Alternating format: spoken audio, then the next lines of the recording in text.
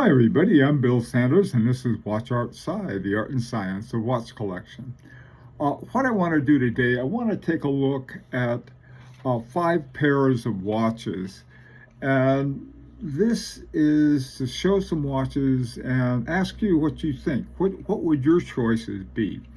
Don't worry about my choices. They're not important in this, but yours are. I'm going to talk about all of them, but you make a choice. I'd be very interested to hear in the comments section what your choices were. Now, the 5 choices are sports, a dress watch, everyday watch, or sort of the daily wear, chronograph, and finally travel watch, or a dual time zone.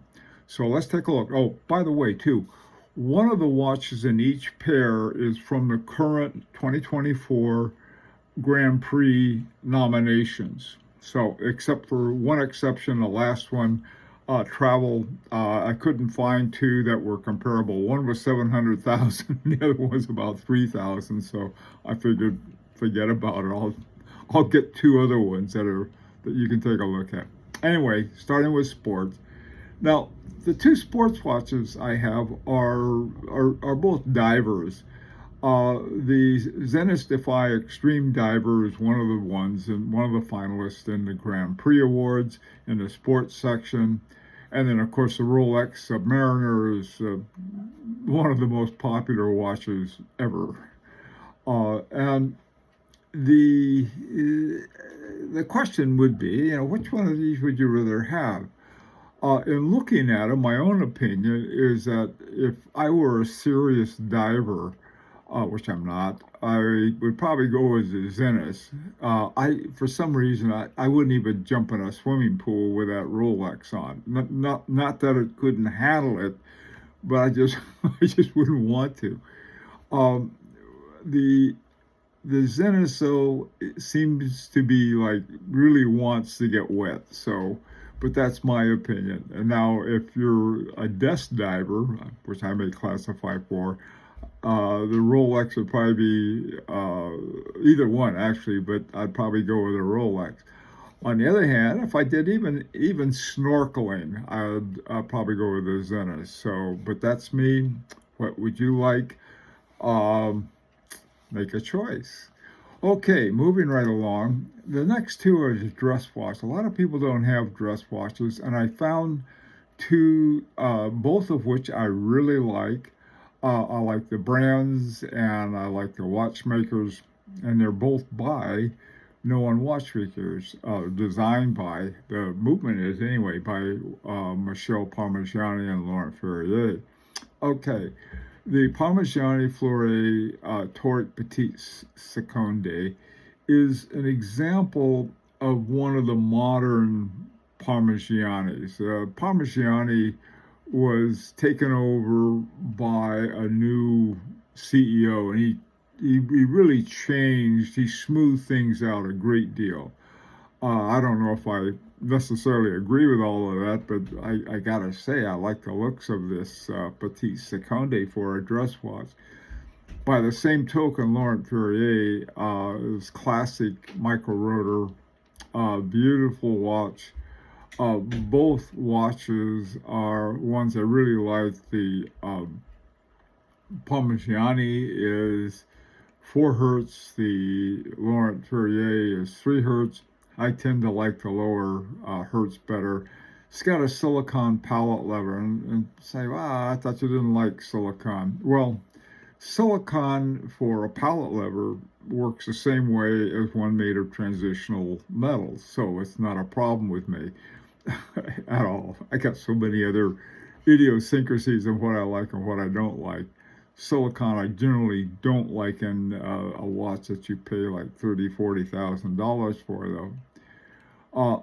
Overall, they seem to be fairly good examples of dress watches. Which one do you like the best? Now, the next one is sort of your daily, everyday watch, your daily driver, or your daytime warrior. 2 watches, both of which I really like. The H. Mose et Compagnie Streamliner Small Seconds. I just like the looks of it. The movement, the automatic HMC 500, 4 hertz, which, I'm sorry, 3 hertz, 21,600, semi-oscillations per hour. It's just a smooth watch, and you can, boom, time at a glance. You can just, boom, look at it. And sort of the thing about analog time on both of these watches is that the whole concept of analog time, you can look at this at the shape almost, just where the hands are, without really looking, is it 9 or 8 or 7. These seem to do a good clear job of it. The Chopard LUC, a lot of people don't know what the quality Fourier is. The quality Fourier is like the Geneva seal. Watches with the Geneva seal have to be in the canton of Geneva. So some of the other cantons, or some of the other watch companies in other cantons said, well, we want to have our own. So Chopard and some of the other companies got together, and they have what they call a quality Fourier. I believe Parmigiani also has the quality, has options for the quality Fourier. And it's something, so that's one thing I like about it. The LUC 96.09-L, what a name.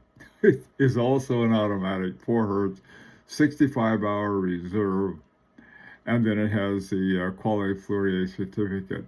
Both of them nice watches. At least for me, it'd be something every day would be something I would love to put either one of them on. What do you think?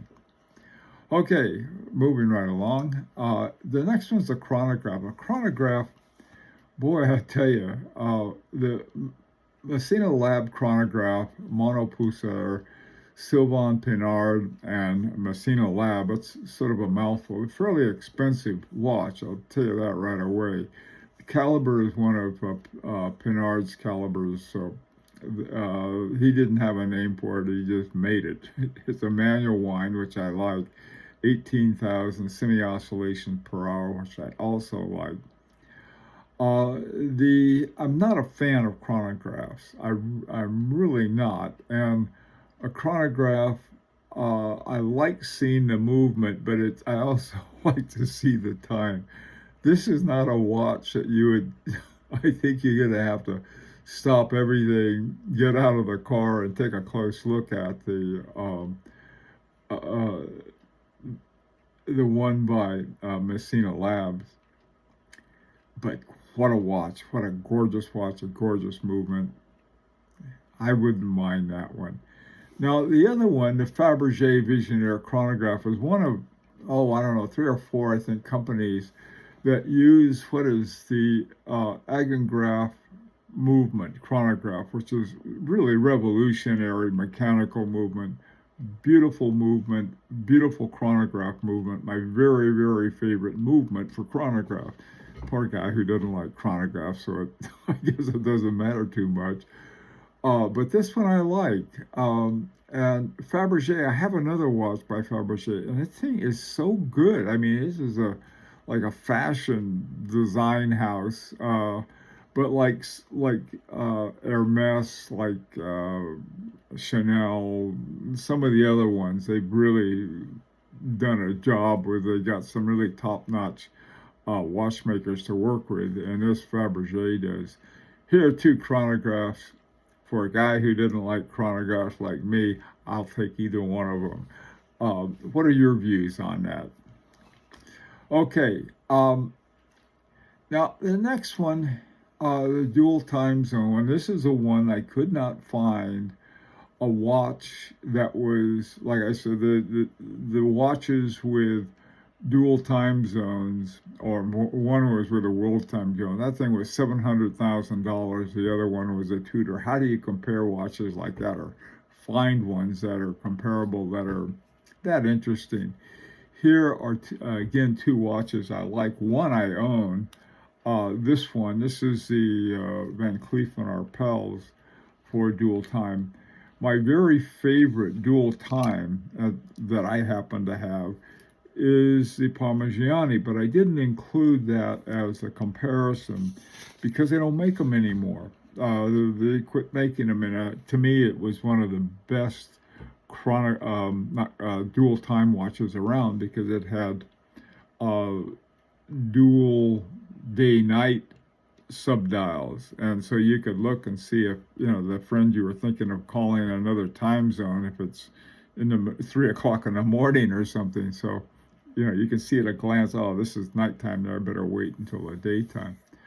Now, on the other hand, the Vacheron Constantin overseas dual time, I'm a fan of the overseas.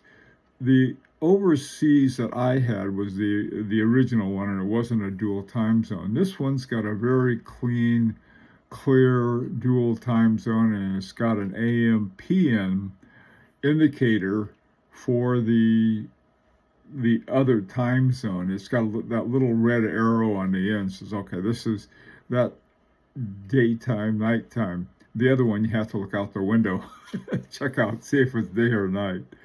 Um, the thing about this one that I like is the jumping hours. I mean, I don't know of any other watches that have dual jumping hours. There may be. And then it has retrograde seconds, minutes, I mean. And so it's a watch that has a lot of room. Actually, it doesn't look crowded at all. You can get the light right on this thing. But it just has the one arm for the minutes, and then it has these two jumping hours at the top and the bottom. And so it's one of those watches that's very clean. The Vacheron Constantin, like I said, I just like I like the overseas. This one has it's a little cluttered, I gotta say. The hand date down at 6 o'clock. I like hand dates, by the way. But on this one, I don't know. You got too much going on. And for me, not for the rest of the world. But it looks like a fairly simple one to set. You have a pusher down at 4 o'clock, and you give it to move the dual zone wherever you want, and then the other one sets the hours and minutes. You also may set the hand date. I'm not sure which one uses for that. Which one of these would you like? I mean, this is for for somebody who travels, essentially. Anyway, would really like to know what your opinions are on these. And until next time, this is Bill Sanders for Watch Outside. And remember, this is an opportunity to subscribe if you like. Take care.